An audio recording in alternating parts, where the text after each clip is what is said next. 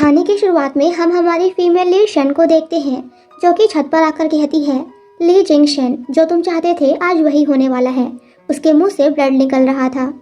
Flashback में हमें दिखाया जाता है शन हॉस्पिटल में थी, जहां डॉक्टर उसे बताते हैं कि आपको कैंसर है, गैस्ट्रिक कैंसर, वो भी लास्ट स्टेज का। अपनी लाइफ को एंजॉय करने के लिए आपके पास बहुत कम समय है। वो खुद से कहती है, ली जिंग शन, क्या इस बार मैं सच में मरने वाली हूँ? तभी पीछे से ली आकर, जो कि हमारे हीरोइन का हस्बैंड और ड्रामा का मेन लीड है, उस पर चिल्लाते हुए कहता है, तुम यहाँ क्या कर रही हो? शन कहती है, अगर एक दिन मैं मर गई तो क्या तुम मुझे मिस करोगे? लेकिन वो इस बात को इग्नोर करते हुए उसे अपने साथ ले जाते हुए कहता है, मिंग बीमार है, मेरे साथ हॉस्पिटल चलो। वो अपना हाथ छुड़ाते हुए कहती है, मैं मरने वाली हूँ, मैं मिंग को और अपना खून नहीं दे सकती। ली चिल्लाते हुए कहता है, कॉन्ट्रैक्ट में साफ साफ लिखा था, जब तक उसे जरूरत होगी तब तक तुम्हें उसे अपना खून देना होगा। ली शन का गला पकड़कर उसे टॉर्चर करने लगता है। शन मन में सोचती है, इसने कभी भी मुझसे प्यार नहीं किया, इसके लिए तो मैं बस एक ब्लड बैंक हूँ ताकि ये अपनी लवर मिंग को बचा सके। वो हॉस्पिटल में उसे नर्स के सामने फेंकते हुए कहता है, इसका ब्लड निकालो। शन उसे मना करते हुए कहती है, मैं अब ये सब और नहीं कर सकती, मैं बिल्कुल भी ठीक नहीं हूँ। मगर ली उसे टॉर्चर करते हुए कहता है, तुम्हारे पास ना कहने का कोई हक नहीं है, वो तुम ही थी जिसने मुझे फोर्स किया था तुमसे शादी करने के लिए। फ्लैशबैक में हमें दिखाया जाता है, ली शन से कहता है, मिंग्यू का कार एक्सीडेंट हो गया है, उसे ब्लड की जरूरत है और तुम दोनों का ब्लड सेम है, तो प्लीज तुम उसकी हेल्प करो। शन कहती है, ठीक है, मैं उसकी मदद करने के लिए तैयार हूँ, बट इसके बदले में तुम्हें मुझसे शादी करनी होगी। जिसके लिए ली ना चाहते हुए भी मान जाता है और उसे शन पे बहुत गुस्सा आता है। यही वजह है कि वो आज तक शन को टॉर्चर कर रहा है। अब नर्स उसका ब्लड निकाल रही थी, मगर उसकी बॉडी में खून ही नहीं था।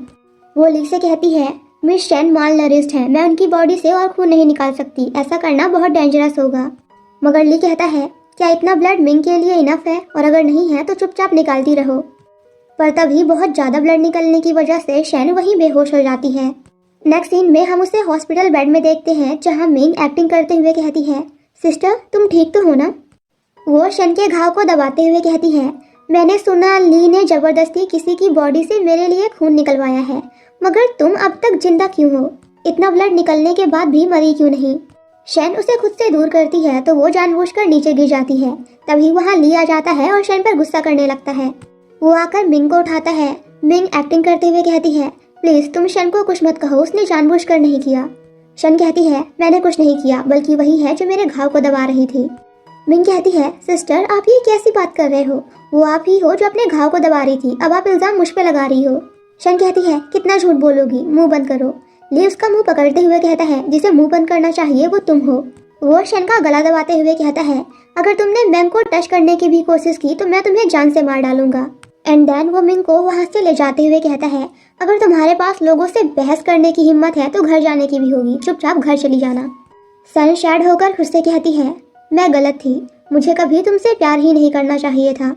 वो जब वापस घर जा रही थी तो रास्ते में उसकी तबीयत खराब होने लगती है और उसके हाथ से उसकी एंगेजमेंट रिंग भी निकल जाती है। फ्लैशबैक में हमें दिखाया जाता है, ली उसके सामने रिंग फेंकते हुए कहता है, इसे मैंने रोड के किनारे से 30 रुपए में ली है, क्योंकि तुम यही डिजर्व करती हो।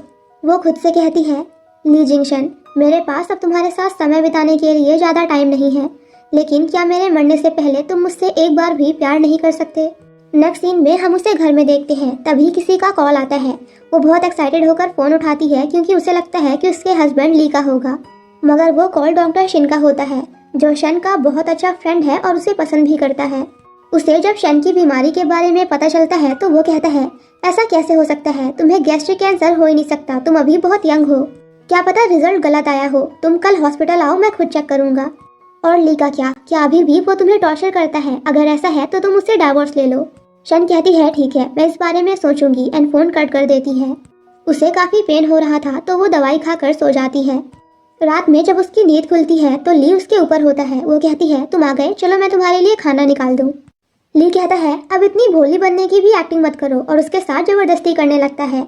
शन उसे रोकने की कोशिश करती है कि प्लीज मुझे छोड़ दो, मुझे हर्ट हो रहा है, अभी मैं ठीक नहीं हूँ। पर ली उसकी कोई बात नहीं सुनता और उसके बालों को पकड़ते हुए कहता है, वो तुम ही थी जो मुझसे शादी करना चाहती थी, मुझे सेड्यूस करना चाहती थी, तो आज इतनी भोली क्यों बन रही हो? जिसके बाद वो फिर से शन के साथ जबरदस्ती करने लगता है, बट इस बार वो कुछ नहीं बोलती और खुद से मन में कहती है, मैं मरने वाली हूँ। नेक्स्ट सीन में ली बैठा होता है। तभी शन को फिर से वॉमिटिंग होती है। ली उसकी तरफ देखने की कोशिश करता है, बट देन पता नहीं क्या सोचकर वो खुद को रोक लेता है और पैर मारकर शन को बिस्तर से नीचे गिराते हुए कहता है, अगर तुम्हारा और मिंग का ब्लड टाइप सेम नहीं होता तो मैं तो तुम्हारी तरफ कभी देखता भी नहीं। जिसके बाद वो वहाँ से चला जाता है और शन वहीं बेहोश हो जाती है। अगले दिन शन को वॉमिटिंग हो रही थी। वो ली को कॉल करके कहती है, क्या तुम अभी आ सकते हो? मुझे तुम्हें एक बहुत ज़रूरी बात बतानी है जो तुम हमेशा से चाहते थे। तभी पीछे से मिंग कहती है, ली मुझे बहुत डर लग रहा है, मैंने बहुत डरावना सपना देखा। वो जाकर मिंग के पास बैठ जाता है एंड शन को इग्नोर कर देता है। मिंग एक्टिंग करते हुए कहती है, शायद शन आपको मिस कर रही है। वो कहती है, अभी मेरे इतने बुरे दिन नहीं आए हैं कि तुम्हें मुझ पे दया दिखानी पड़े, सो अपना ये घड़िया मुंह बंद रखो। जिसे सुनकर ली गुस्से में फोन कट कर देता है। मिंग उसके क्लोज जाते हुए उसे किस करने की कोशिश करती है, तभी ली के फोन में किसी का मैसेज आ जाता है।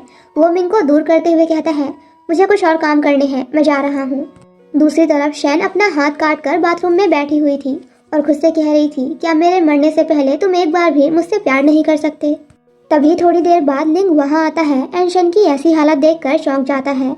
नेक्स्ट सीन में हम उसे हॉस्पिटल में देखते हैं। जैसे ही उसे होश आता है तो ली कहता है, आत्महत्या करने की तुम्हारी हिम्मत कैसे हुई? वो सोचती है, क्या इससे मेरी चिंता हो रही है? तभी ली का असिस्टेंट आकर उसे बताता है कि मिंग को अभी की अभी ब्लड की ज़रूरत है। शन कहती है, मेरा निकाल लो। बट नर्स कहती है, मिस्टर ली आपकी वाइफ का खुद भी बहुत सारा खून बह चुका है, अगर हमने अभी इसकी बॉडी से ब्लड निकाला तो ये मर भी सकती है। वो कहता है, मुझे पता है, ये बिल्कुल ठीक है, चुपचाप इसका खून निकालो। तभी उसे मिंग का कॉल आता है तो वो शन को छोड़कर मिंग के पास चला जाता है। नेक्स्ट सीन में हम उसे उसकी कंपनी में देखते हैं जहां उसकी सेक्रेटरी बताती है, पिछले कई महीनों से कंपनी का प्रॉफिट बस घटता ही जा रहा है, अगर ऐसा ही चलता रहा तो हमारी कंपनी बहुत जल्द बर्बाद हो जाएगी। शन सोचती है, मेरे पास जिंदा रहने के लिए बस कुछ ही दिन बचे हैं, मैं अपनी कंपनी डैड या फिर अपने भाई दोनों में से किसी को नहीं दे सकती क्योंकि वो लोग कंपनी बर्बाद कर देंगे।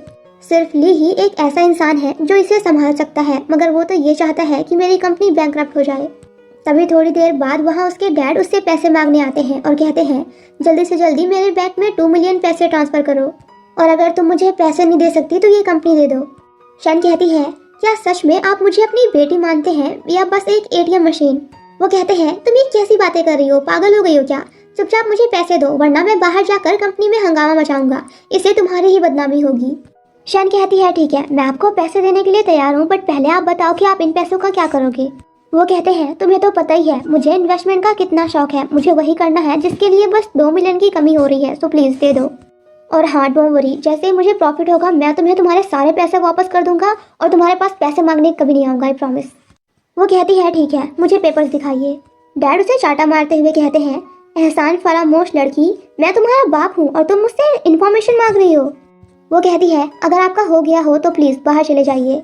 नेक्स्ट सीन में उसकी सेक्रेटरी उससे एक फाइल देते हुए कहती है, ये इन्वेस्टमेंट इन्फॉर्मेशन आपके डैड ने भिजवाई है। जिसे देखने के बाद शैन उन्हें पैसे देने के लिए रेडी हो जाती है। तभी थोड़ी देर बाद डॉक्टर शेन उससे मिलने आते हैं और कहते हैं, शायद जो मैंने कल तुमसे कहा था तुम वो भूल गई, मैंने कहा था तुम हॉस्पिटल आना ताकि मैं तुम्हारा अच्छे से चेकअप कर सकूं। खुद को देखो, तुम कितनी पतली हो गई हो, पहले तो अगर तुम्हारे हाथ में चोट भी लग जाए तो तुम रोने लगती थी, आखिर तुम्हारे अंदर इतनी हिम्मत कैसे आई, तुम इतना दर्द कैसे सह सकती हो?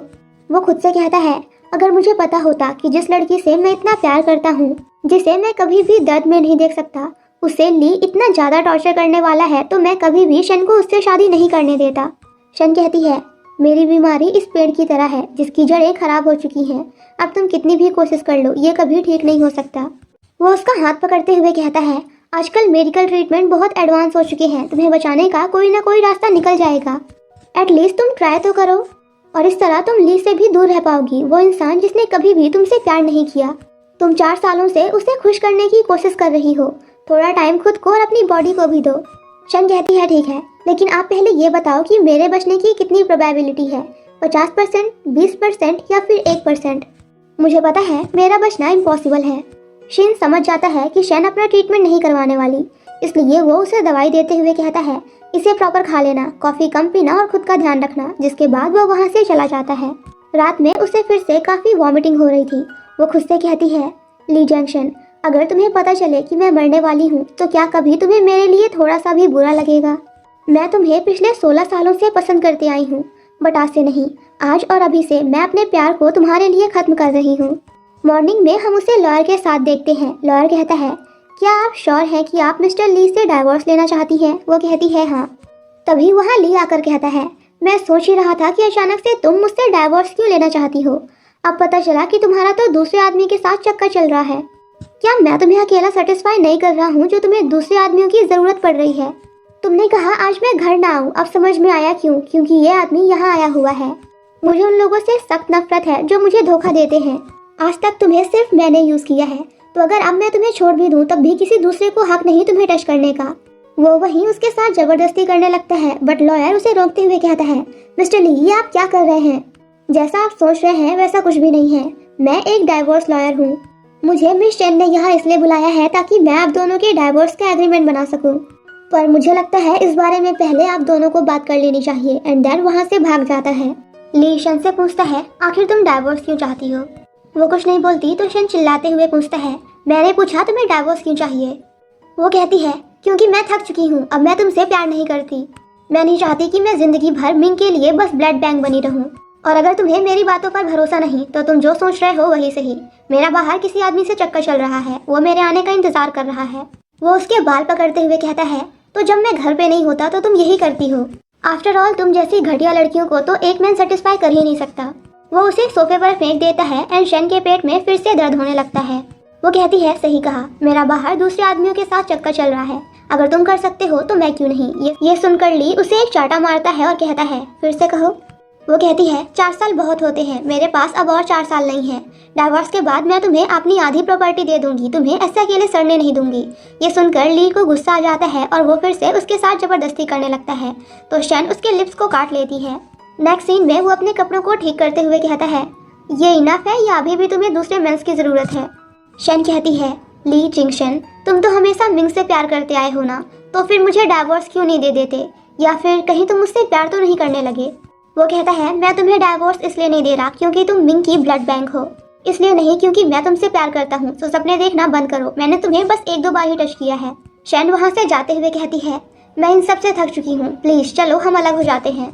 ली उसे रोकते हुए कहता है, लगता है इतने पनिशमेंट से अभी भी तुम्हारी दिमाग ठिकाने नहीं आई, तुम्हें और पनिशमेंट की जरूरत है। जिसके बाद वो उसे ले जाकर वॉशरूम में लॉक कर देता है। वो चिल्लाती रह जाती है कि प्लीज दरवाजा खोलो वरना मैं मर जाऊंगी, बट ली गेट बंद करके चला जाता है। तभी उसे फिर से वॉमिटिंग होने लगती है। वो सभी पुरानी बातों को याद करते हुए कहती है, मुझे कभी तुमसे प्यार करना ही नहीं चाहिए था। बाहर बारिश हो रही थी। ली सोचता है, मिंग को थंडर से डर लगता है तो क्या शन को भी लगता होगा? मगर उस लड़की के पास मेरे खिलाफ जाने की हिम्मत है तो मैं उसके बारे में क्यों सोच रहा हूँ। एंड देन मिंग के पास चला जाता है, लेकिन वो मिंग के पास होने के बाद भी बस बार बार शन को ही याद कर रहा था। दोनों जब खाना खा रहे थे तो मिंग कहती है, अगर आपको मेरे हाथ का बनाया हुआ खाना अच्छा लगा तो मैं डेली आपके लिए बना सकती हूँ। ली सोचता है, शन भी हमेशा मेरे लिए खाना बनाया करती थी, लेकिन मैंने उसके हाथ का बनाया कभी नहीं खाया।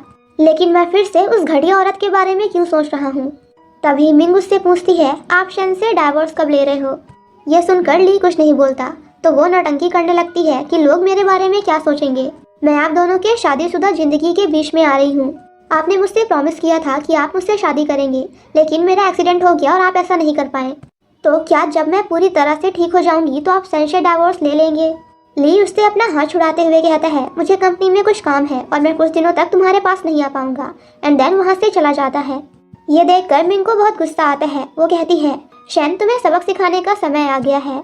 जिसके बाद वो किसी को कॉल करती है। नेक्स्ट सीन में ली ऑफिस में होता है, जहाँ वो कुछ फाइल्स देखते हुए कहता है, शन अब तुम अपने पापा को मरता हुआ खुद अपनी आंखों से देखोगी। वहीं दूसरी तरफ हम शन को देखते हैं, जो 2-3 दिनों से लगातार वॉशरूम में ही बंद थी और भूख की वजह से टॉयलेट पेपर खा रही थी। वो खुद से कहती है, मुझे बहुत दर्द हो रहा है, ये 3 दिन 3 साल के बराबर क्यों लग रहे हैं। रात में जब वो सो रही थी तो एक लड़का आकर उसके क्लोज जाने लगता है।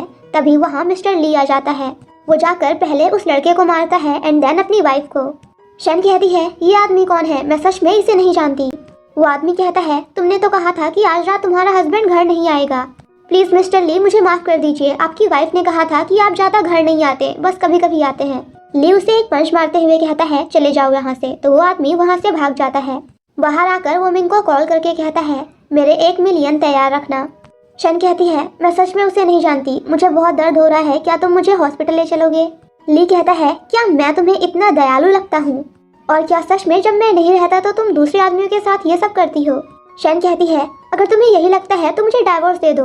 मैं तुम्हारे बिना भी जिंदा रह सकती हूँ। तुमने मुझे 4 दिनों के लिए वॉशरूम में बंद कर दिया, फिर भी देखो मैं अभी भी जिंदा हूँ। ली कहता है, लगता है अभी भी तुम्हारे अंदर बहुत हिम्मत है, तो चलो मेरे साथ। वो उसे उठाकर वहाँ से ले जाता है। शन उसे रोकने की कोशिश करती है तो वो कहता है, हिलना बंद करो, वरना अगर नीचे गिर गई तो फिर ये मत कहना कि मैं तुम्हें अब्यूज कर रहा हूँ। वो कार में उसे खाने के लिए खाना देता है एंड देन खींचते हुए एक जगह पर लेकर आता है। तभी कुछ रिपोर्टर्स भागते हुए आगे जाते हैं। वो कहती है, ये सब क्या चल रहा है? वो कहता है, इतनी भी जल्दी क्या है, थोड़ी देर बाद तुम्हें पता चल ही जाएगा। तभी वहाँ शन का भाई आकर उसे एक चाटा मारते हुए कहता है, क्या माँ को मारने के बाद भी तुम्हें चैन नहीं मिला जो अब अपने डैड के पीछे पड़ गई हो? वो दोबारा उसे मारना चाहता है बट ली रोक लेता है। तभी सामने से कुछ पुलिस ऑफिसर्स उसके डैड को पकड़कर ले जा रहे थे क्योंकि कोर्ट ने उन्हें मौत की सजा दी है। बोले तो सजाए मौत। डैड शन से कहते हैं, प्लीज मुझे बचा लो, मैंने कुछ गलत नहीं किया, मुझे फंसाया गया है। शन उनके पास जाने की कोशिश करती है मगर ली रोक लेता है तो वो उसे एक चाटा मारती है और कहती है, क्या ये सब मेरे डैड के साथ तुमने किया है? यहाँ हमें पता चलता है कि ली ने शन के डैड को फ्रॉड इन्वेस्टमेंट केस में फंसा दिया है। वो कहता है, मैंने तुम्हारे डैड को कभी भी एग्रीमेंट पे साइन या फिर इन्वेस्टमेंट करने के लिए फोर्स नहीं किया, बट थैंक्स टू यू, अगर उस दिन तुम अपने डैड को 2 मिलियन पैसे नहीं देती तो ये सब नहीं होता। आज तुम्हारे डैड की हालत ये ना होती।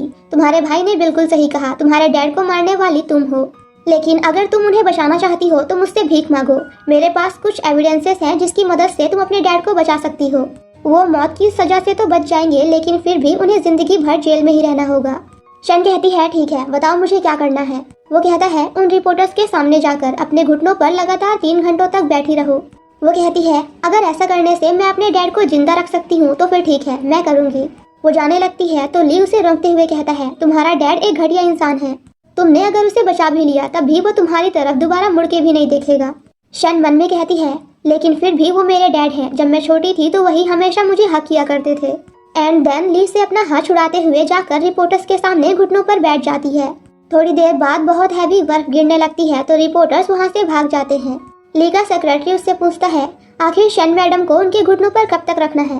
वो कहता है, ज्यादा देर तक नहीं, बस 3 घंटे। वो शन को देखते हुए सोचता है, अपने डैड को बचाने में मुझसे हेल्प मांगने के बजाय इसने घुटनों पर बैठना ज्यादा सही समझा। अच्छी बात है। एंड देन छाता लेकर उसके पास जाता है क्योंकि बहुत ज्यादा बर्फ गिर रही थी। शन कहती है, 3 घंटे हो गए, क्या अब मैं खड़ी हो सकती हूँ? वो कहता है, हाँ। वो कहती है, ली जंक्शन, हम एक दूसरे को कितने सालों से जानते हैं? ली, 6 सालों से। लेकिन तुम ये सब क्यों पूछ रही हो? वो कहती है, 6 नहीं बल्कि 16 सालों से। भले ही हम 6 साल पहले मिले और मैंने 4 साल पहले तुम्हें मुझसे शादी करने के लिए फोर्स किया। तभी उसका पेट दर्द करने लगता है। वो कहती है, मुझे बहुत दर्द हो रहा है। वो कहता है, एक्टिंग करना बंद करो, मैंने तुम्हें घुटनों पर थोड़ी देर तक बैठने क्या कह दिया, तुम मर नहीं जाओगी। वो शन को जबरदस्ती खड़ा करता है और सोचता है, इसकी बॉडी इतनी ठंडी क्यों है। तभी शन वहीं बेहोश हो जाती है। ली भागते हुए उसे हॉस्पिटल लेकर जाता है। शन उसे टच करते हुए कहती है, तुम्हें पता है क्या, मैं तुम्हें पिछले 16 सालों से पसंद करती आई हूँ, लेकिन अब मेरे पास तुमसे प्यार करने की हिम्मत नहीं है। ली उसे उठाने की कोशिश करता है। नेक्स्ट सीन में हम उसे हॉस्पिटल के ऑपरेशन रूम में देखते हैं जहाँ वो बैठकर रो रही थी। तो लू उसके पास आकर कहता है, तुम्हारा नाम क्या है और तुम रो क्यों रही हो? वो कहती है, मेरा नाम शन जी चू है। ली कहता है, आज से मैं तुम्हें चूचू बुलाऊंगा, और हाँ अब रोना बंद करो और ये लो चॉकलेट्स खाओ। जिसके बाद दोनों साथ में बहुत खुश होते हैं। बाहर आकर नर्स कहती है, क्या आप मिस शन के फैमिली मेंबर हैं? उनकी हालत बहुत खराब है, आपको इस पेपर पर साइन करनी होगी। ली सोचता है, उसने 3-4 दिन से खाना नहीं खाया और बस घुटनों पे बैठी थी, तो ज्यादा से ज्यादा उसे बस वीकनेस ही हुई होगी। बट जब नर्स उसे बताती है कि शन को लास्ट स्टेज का गैस्ट्रिक कैंसर है तो वो शॉक हो जाता है। वो जल्दी से उन पेपर्स पर साइन कर देता है एंड शन के साथ अपनी पुरानी मेमोरीज को याद करता है।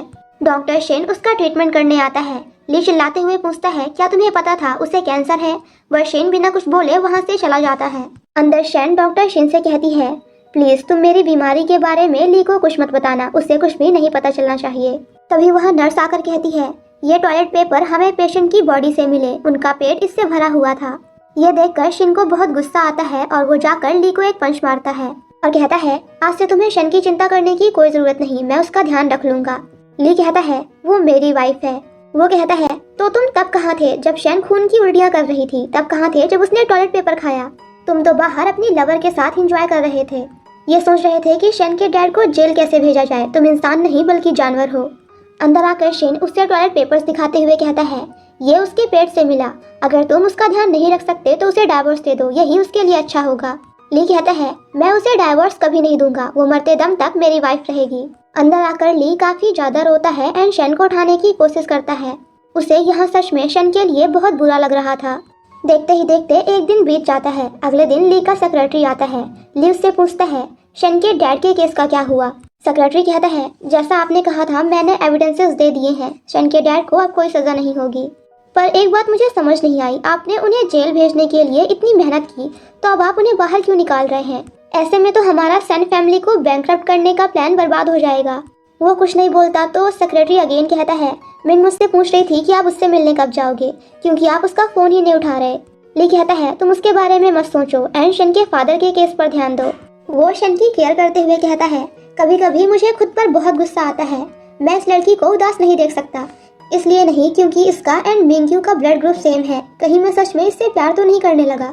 वो विंडो के पास जाकर कहता है जब तुम्हें होश आएगा तो मैं तुम्हें बाहर ले चलूंगा, क्योंकि आज का मौसम बहुत अच्छा है। मैं हमेशा तुम्हारे साथ रहूंगा।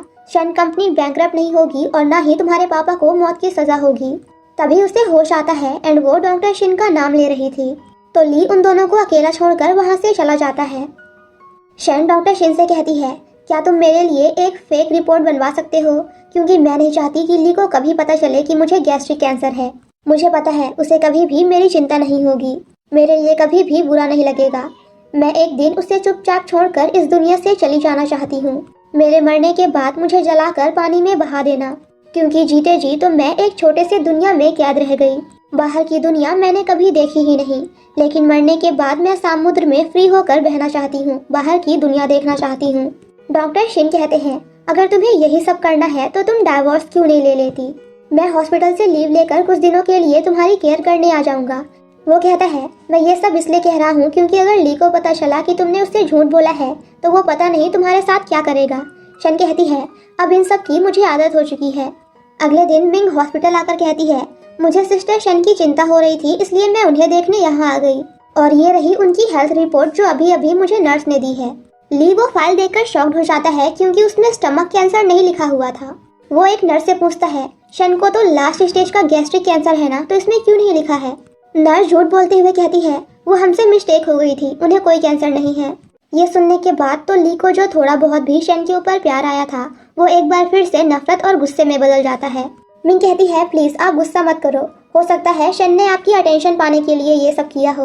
वो अंदर आता है तो शन कहती है मेरे डैड के केस का क्या हुआ? वो कहता है क्या इसके अलावा तुम्हें कुछ और भी बताना है?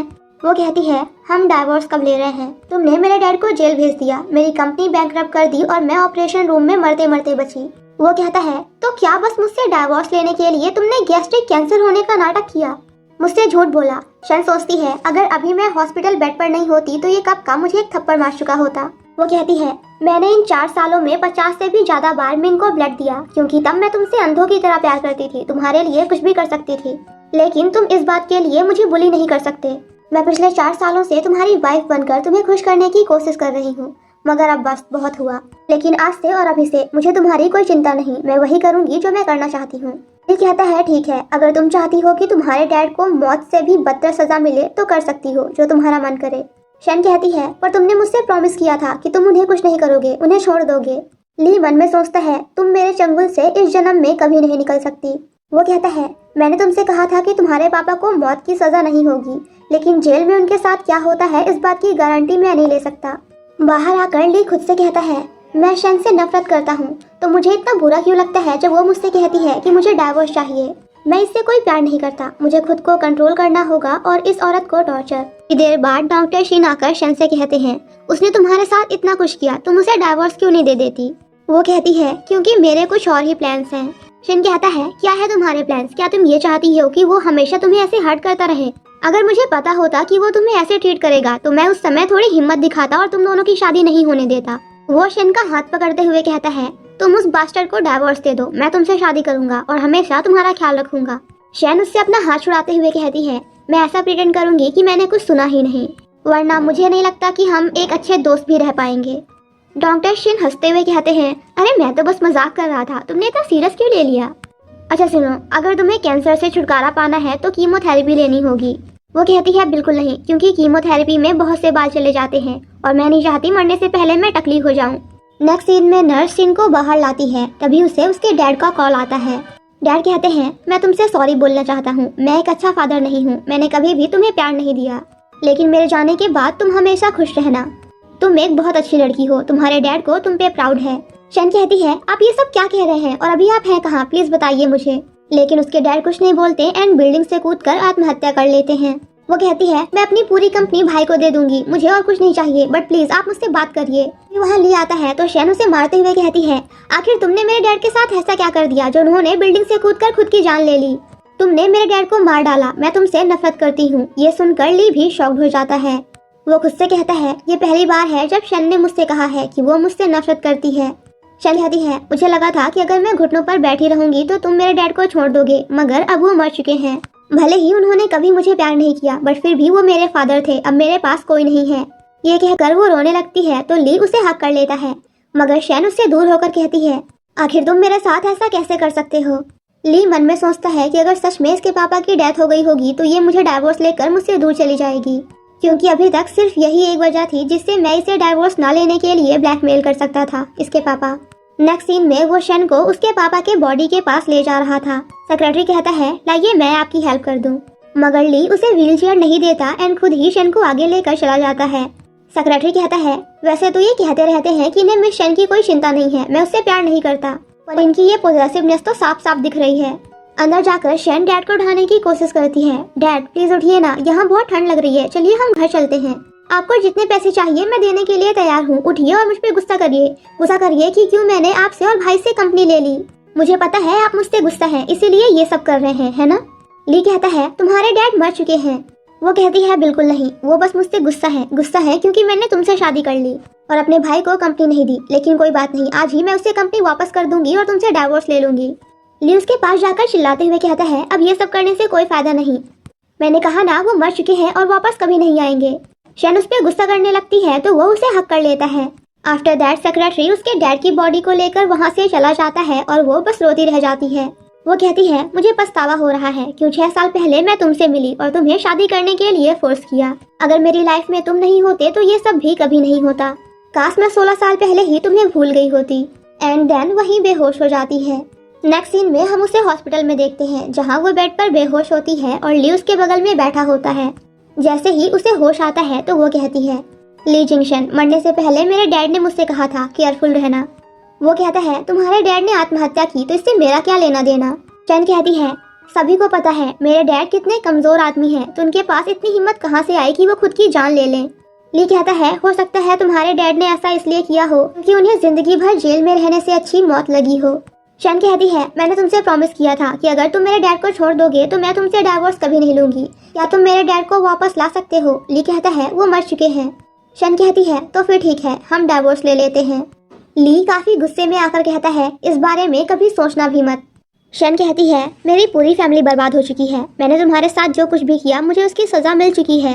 ली कहता है, बिल्कुल नहीं, इस जन्म में तो तुम्हारी सजा कभी पूरी नहीं हो सकती, और वैसे भी तुम्हारे फादर मर गए तो क्या हुआ, तुम्हारा भाई तो बचा है।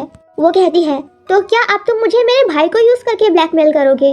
वो कहता है, अगर तुम नहीं चाहती कि तुम्हारे डैड जैसा हाल तुम्हारे भाई का भी हो जाए तो डाइवोर्स की बात मेरे सामने दोबारा मत करना। एंड उसे पानी पिलाते हुए कहता है, क्योंकि मैं तुम्हारे मुंह से बार बार डाइवोर्स सब सुनना सहन नहीं कर सकता। थोड़ी देर बाद डॉक्टर शिन शन से मिलने आता है। ली उसे रोकने की कोशिश करता है, ये कहते हुए कि ये मेरी वाइफ है, इससे मिलने का तुम्हें कोई हक नहीं। इसी बात को लेकर दोनों के बीच फाइट होने लगती है। शिन कहता है, अगर आज तुम मुझे पीटते पीटते मार भी डालोगे तब भी मैं शन को छोड़कर कहीं नहीं जाऊंगा। ली कहता है, ठीक है, एंड उसे मारने जाता है। तभी पीछे से शन कहती है, प्लीज क्या तुम लोग यहाँ से कहीं और जा सकते हो। वो कहता है, प्लीज शन चलो मेरे साथ यहाँ से, वो तुम्हें मार डालेगा। ली कहता है, ये मेरी वाइफ है, तो अगर मैं इसे मार भी डालूं तब भी तुम्हें हमारे बीच आने का कोई हक नहीं है। जब तक हम दोनों शादीशुदा हैं तब तक तुम बस शन को दूर से देख सकते हो। वो डॉक्टर को मारने लगता है। शन सोचती है, शायद ली को ये लग रहा है कि मेरा और डॉक्टर का कुछ चल रहा है, मुझे कुछ करना होगा वरना ऐसे तो ये इसे मार डालेगा। वो कहती है, प्लीज ली डॉक्टर शी को छोड़ दो, मुझे उनसे कुछ कहना है। ये सुनकर ली उन्हें छोड़ देता है। शन कहती है, मैं ली को डाइवोर्स कभी नहीं देने वाली, क्योंकि मैं उससे बहुत ही ज्यादा प्यार करती हूँ। डॉक्टर कहते हैं, तुम ये सब क्या कह रही हो, क्या इसने तुम्हें डराया है। शन कहती है, बिल्कुल नहीं, ये मैं अपनी मर्जी से कह रही हूँ, मुझे हमेशा ली के साथ रहना है। सो प्लीज आप हमें अकेला छोड़ दीजिए और चले जाइए। जिसे सुनकर डॉक्टर शिन उदास होकर वहाँ से चले जाते हैं। नेक्स्ट सीन में वो दोनों घर जा रहे थे। ली शन से कहता है, आज के बाद तुम डॉक्टर शिन से अकेले में कभी नहीं मिलोगी, और अगर मुझे पता चला कि तुम मिली हो और तुम दोनों का कुछ चल रहा है तो मुझे उसके हाथ पैर तोड़ने में कोई प्रॉब्लम नहीं होगी। शन कहती है, तुम इतना घटिया कैसे सोच सकते हो?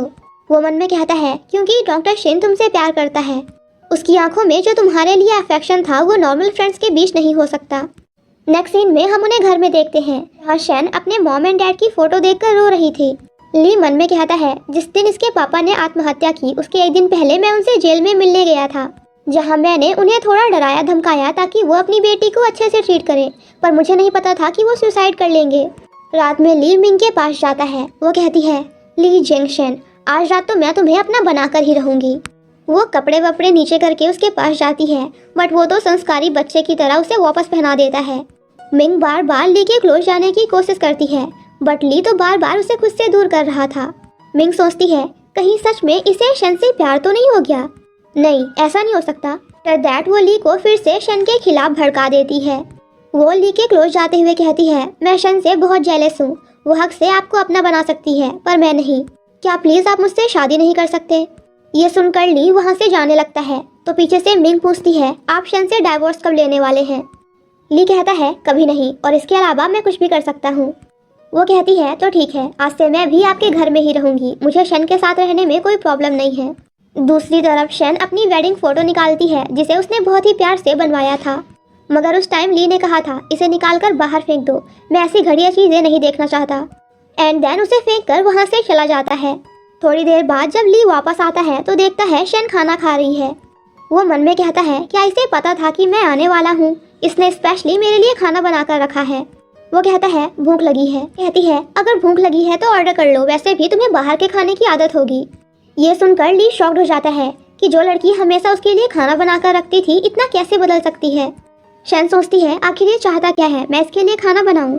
पिछले 4 सालों से मैंने इसे खुश करने की कितनी कोशिश की, हमेशा वेट करती थी कि ये घर आए और खाना खाए, पर ये तो देखता भी नहीं था। वो ली से कहती है, अगर तुम्हें बाहर का खाना नहीं खाना तो मिंग को बुला लो, वो तो तुम्हारे लिए बना ही देगी। तभी वो देखता है उनकी वेडिंग फोटो डस्टबिन में पड़ी हुई है। तभी वहाँ वर्कर्स आकर कचरा हटाने लगते हैं। ली कहता है, फोटो को छोड़ दो। एंड देन बहाने बनाते हुए कहता है, जब तक हमें हमारा मैरिज सर्टिफिकेट मिल नहीं जाता तब तक हम इसे नहीं फेंक सकते। तभी अचानक से शन का पेट दर्द होने लगता है तो वो कहता है, अगर तबीयत ठीक नहीं है तो इधर उधर घूमना बंद करो। वो कहती है, नहीं कर सकती, क्योंकि अभी मेरे पास पैसे नहीं है, मुझे अपना घर बेचना पड़ रहा है, और मेरे पास अभी पैसे क्यों नहीं है ये तुमसे अच्छा और कौन जान सकता है। एक्चुअली शन के पापा के डेथ के बाद उनकी पूरी कंपनी बैंकरप्ट हो चुकी है। ये सुनकर ली उसका घर खरीदने के लिए तैयार हो जाता है और कहता है, as a joint property and husband wife तुम भी यहाँ रह सकती हो। वो उसे अपना कार्ड देते हुए कहता है, इसमें 5 मिलियन है। रात में ली शन को कॉल करके कहता है, कल मिंग घर आने वाली है तो तुम उसके लिए खाना बना कर रखना। शन कहती है, मैं कुछ नहीं करूँगी। ली कहता है, उसकी तबीयत सही नहीं है इसलिए वो बाहर का खाना नहीं खा सकती। शन चिल्लाते हुए कहती है, तुम्हें समझ नहीं आ रहा क्या? मैंने कहा ना मैं कुछ नहीं करूँगी। मैं वो लड़की नहीं रही जो खाना बनाकर तुम्हारे आने का इंतजार करती थी। अगर किसी और के लिए बनाना होता तो मैं बना भी लेती, मगर तुम जैसे जानवर के लिए बिल्कुल नहीं। ली कहता है, तुम मुझसे ऐसे बात कैसे कर सकती हो? लगता है तुम्हारे अंदर बहुत हिम्मत आ गई है। अगर तुमने कल खाना बनाकर नहीं रखा तो मैं तुम्हारे भाई को मार डालूंगा। ये सुनकर शन ना चाहते हुए भी खाना बनाने के लिए मान जाती है। वो ली की फोटो देखते हुए कहती है, मैं मरने वाली हूँ और तुम अभी भी मुझे टॉर्चर कर रहे हो। नेक्स्ट मॉर्निंग शन को आइडिया आता है और वो खाने में वही सब कुछ बनाती है जो ली को बिल्कुल भी पसंद नहीं। थोड़ी देर बाद ली मिंग को लेकर वहाँ आ जाता है। वो सभी जब खाना खाने बैठते हैं तो ली खाना देकर गुस्सा हो जाता है, क्योंकि कुछ भी उसके पसंद का नहीं था। कुछ डिशेस थी मगर वो या तो पूरी जली हुई थी या फिर पूरी कच्ची। मिंग कहती है, अगर तुम्हें नहीं पता था कि ली को क्या क्या पसंद है तो तुम मुझसे पूछ लेती। इसी बात को लेकर दोनों के बीच बहस हो जाती है और शन ली के सामने मिंग की बहुत बेइज्जती करती है। मिंग वहाँ से जाने लगती है तो ली उसे रोक कर कहता है, माफी मांगो। पर शन माफी मांगने से मना कर देती है और कहती है, अगर भूख लगे तो खाना खुद बना लेना। एंड देन वहाँ से जाने लगती है। मिंग उसे रोकने जाती है एंड देन जानबूझकर नीचे गिरने की एक्टिंग करने लगती है। ली जाकर उसे उठाता है एंड शन पर चिल्लाते हुए उसे फिर से माफी मांगने कहता है। शन कहती है, मैंने इसे छुआ भी नहीं और ये नीचे गिर गई, इतने में इसे कुछ नहीं होगा, ये मरने नहीं वाली। ये सुनकर ली उसे एक चाटा मार देता है। शन माफी मांगने से मना कर देती है और ली को भी काफी कुछ बुरा भला सुनाने लगती है। जैसे कि तुम इंसान नहीं जानवर हो। जो शन तुम्हारे लिए खाना बनाया करती थी, तुम्हारे आने का इंतजार करती थी, उसे तो तुमने कब का मार डाला। ये सब सुनकर ली को बहुत गुस्सा आ जाता है और वो वही मिंग के सामने शन के साथ जबरदस्ती करने लगता है। ली कहता है, पहले मुझे लगा था कि तुम्हारे ठीक होने के बाद मैं तुम्हें प्यार से रखूंगा, लेकिन तुम्हारी हरकतें देखकर अब लग रहा है कि तुम इसके लायक नहीं हो। शन कहती है, ली जिंगशन, मुझे रिग्रेट हो रहा है, मुझे पछतावा हो रहा है क्यों मैंने तुमसे प्यार किया। वो कहता है, पछताओगी तो तुम अब। एंड देन फोर्सफुली उसके करीब जाने लगता है, मगर मिंग उन दोनों को अपनी आंखों के सामने ऐसा नहीं देख सकती थी, इसलिए वो गिरने का नाटक करती है। ली भागते हुए उसके पास जाता है तो वो कहती है, मेरा सर दर्द हो रहा है और वॉमिटिंग आ रही है, मैं आपको और सिस्टर को डिस्टर्ब नहीं करना चाहती थी। ली कहता है, कोई बात नहीं, चलो हम हॉस्पिटल चलते हैं। एंड उसे लेकर वहाँ से चला जाता है। हॉस्पिटल में भी उसका सारा ध्यान मिंग पर नहीं बल्कि फोन पर था। मिंग खुद से कहती है, इसे सच में शन से प्यार हो गया है, आखिर ये लड़की मर क्यों नहीं जाती। मगर कोई बात नहीं, अभी मैं ली के घर में आई हूँ, कुछ दिनों बाद उसके दिल में भी आ जाऊंगी। वो दोनों वहाँ से जा रहे थे, तभी मिंग को उसी आदमी का कॉल आता है जो उस रात शन के साथ पकड़ा गया था। वो आदमी कहता है, Ming I love you so much, मैं तुम्हें बहुत मिस कर रहा हूँ। वो मिंग को मिलने बुलाता है। वही ली कार में बाहर उसका इंतजार कर रहा था। तभी मिंग उसे कॉल करके कहती है, हॉस्पिटल में मुझे मेरी एक फ्रेंड मिल गई, वो बहुत बीमार है, तो आज रात मैं उसी के साथ रुकने वाली हूँ। ली कहता है, ठीक है। एंड देन अपने सेक्रेटरी से कहता है, मिंग पर नजर रखो। मिंग जैसे ही उस आदमी के पास पहुंचती है तो दोनों का रोमांस स्टार्ट हो जाता है। वो कहती है, ली जिंगशन, तुमने तो मुझे कभी टच भी नहीं किया, तो तुम नहीं तो यही सही। नेक्स्ट सीन में दोनों बेड पर बैठे होते हैं। मिंग कहती है, क्या तुम्हें पैसे चाहिए। वो आदमी कहता है, पैसे किसे नहीं चाहिए।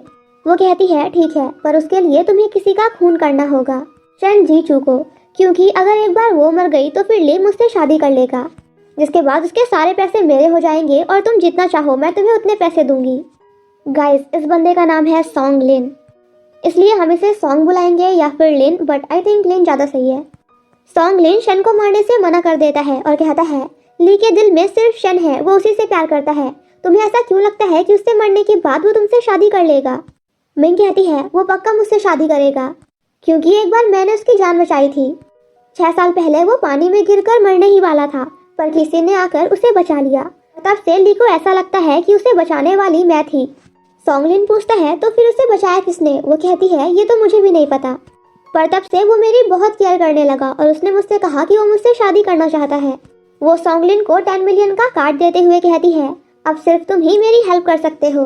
दूसरी तरफ हम शन को देखते हैं, जिसकी हालत काफी खराब होती है। अगले दिन मॉर्निंग में वो अनाथ आश्रम जाती है, जहाँ वो हर साल अपने बर्थडे के दिन जाया करती थी। वहाँ के बच्चे उसे गिफ्ट देते हैं एंड हैप्पी बर्थडे विश करते हैं। ये देखकर शन बहुत इमोशनल हो जाती है, क्योंकि आज तक उसे किसी ने भी उसके बर्थडे पर ना तो विश किया था और ना ही गिफ्ट दिए थे।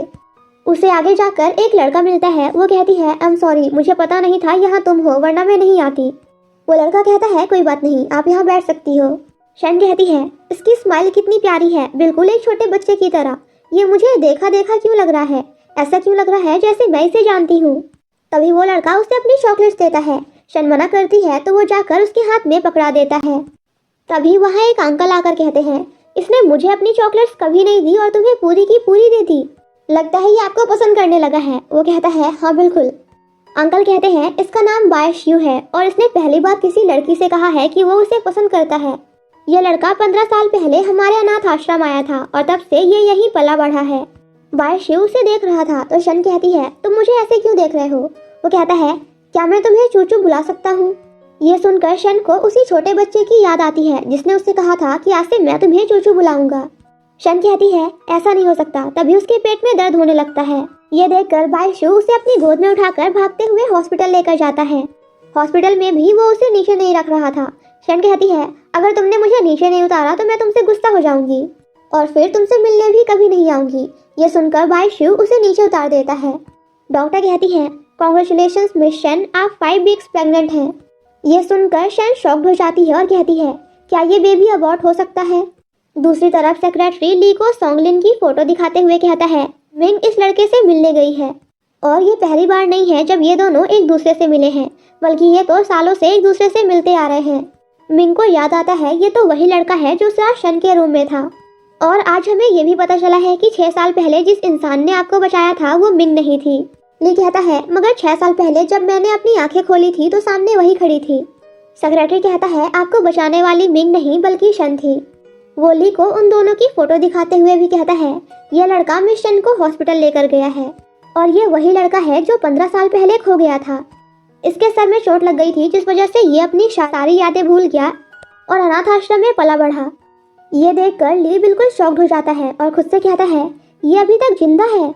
15 साल पहले मुझे किसी ने किडनैप कर लिया था तो इसने मुझे बचाने के लिए मेरे कपड़े पहन लिए ताकि किडनैपर्स मेरे नहीं बल्कि उसके पीछे जाएं। मैं तो बच गया लेकिन तब से ये गायब हो गया। एंड गाइस गेस व्हाट, यहाँ हमें इस ड्रामा का सबसे बड़ा राज पता चलता है कि अभी तक हमारी शन जिस बंदे को वो छोटा बच्चा समझकर प्यार कर रही थी वो असल में ली नहीं बल्कि बायशू था। तभी उसे देखकर शन को बार बार उसी बच्चे की याद आ रही थी। ली सेक्रेटरी से कहता है यह शन के साथ क्या कर रहा है और शन हॉस्पिटल में क्यों है। वो डरते हुए कहता है अबॉर्शन के लिए। ये सुनकर शन भागते हुए हॉस्पिटल की ओर निकल जाता है। दूसरी तरफ हॉस्पिटल में शॉन्गलिन बायशू एंड शन को किडनैप कर लेता है। ली भागते हुए हॉस्पिटल आकर मिस्टर शिन का गला पकड़ लेता है और कहता है बताओ मुझे शन कहाँ है। वो कहते हैं क्या तुम पागल हो गए हो, ये सब क्या कर रहे हो, छोड़ो मुझे।